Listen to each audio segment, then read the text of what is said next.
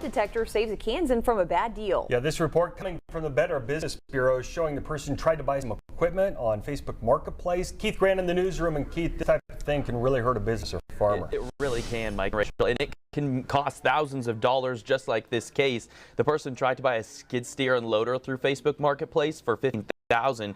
He wired the money to what he thought was a business in Colorado, and then his bank flagged the transaction as potentially fraudulent, saving him from losing thousands of dollars. Now, you can do your own investigation to protect yourself from a bad deal like this. First, you should always see the item in person, research that business, and make sure the address is real. Check reviews and call the number. Now, we checked out the company in question, Ironland Equipment.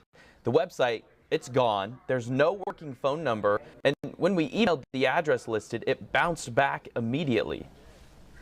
A wire transfer is not in and of itself a reason to be suspicious, but if you haven't seen the equipment in person and you don't know that that company is reputable, it is quite the risk to wire transfer money to someone you haven't met before. All right, the Better Business Bureau passed this report on to the Ford County Sheriff's for investigation. We reached out to the Sheriff's Office for an update, but have not heard back as of time. Rachel?